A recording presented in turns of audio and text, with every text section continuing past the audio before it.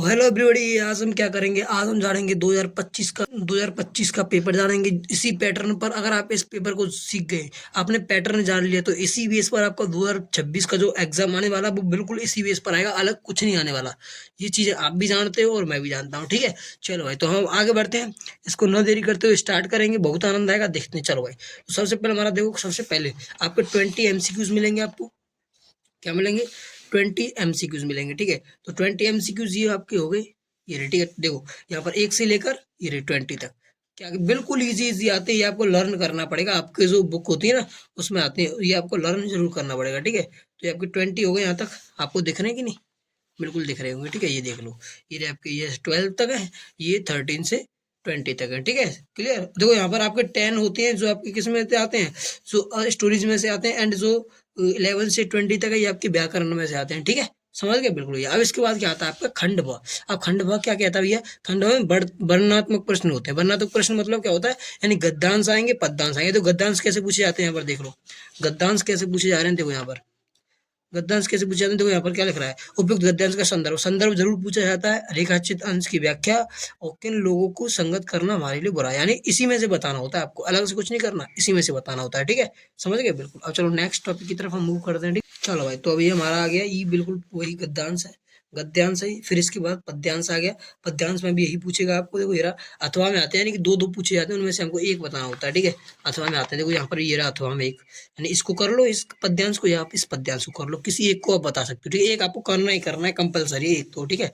इसके बाद और ये नंबर्स भी बताए गए, 6 नंबर का ये आता है, 6 नंबर का आता है, 1% की 1% है 6 नंबर पर, ठीक है। समझ रहे हो कि नहीं? बिल्कुल 1% के लो बताओ।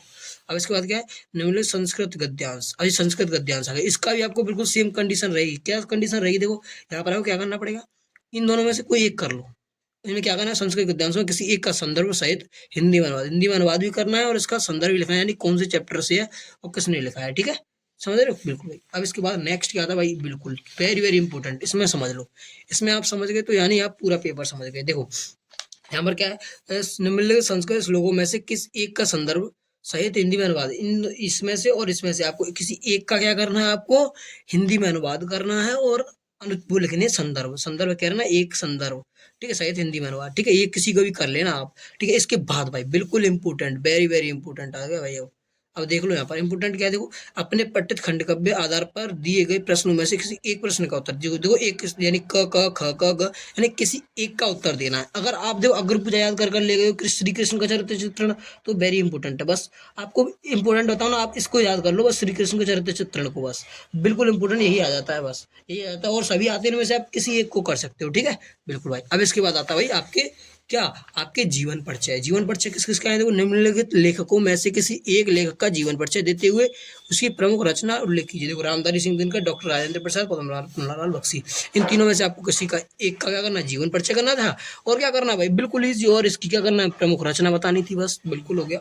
अब इसके बाद ऐसे कवि आगे, जीवन परिचय कवि के बताने, कवि में सूरदास महादेव और मैथिली शरण गुप्त, इन तीनों में से एक का बता दो। और इसके बाद आता है मेन, अपनी पाठ्य पुस्तक में कंठस्थ कोई एक श्लोक जो इस प्रश्न पत्र में न हो, यानी कि आपको एक श्लोक लिखना है जो क्या, जो इस पेपर में ना हो, वो आपके मतलब आपकी बुक में हो, इस पेपर में ना हो, ठीक है।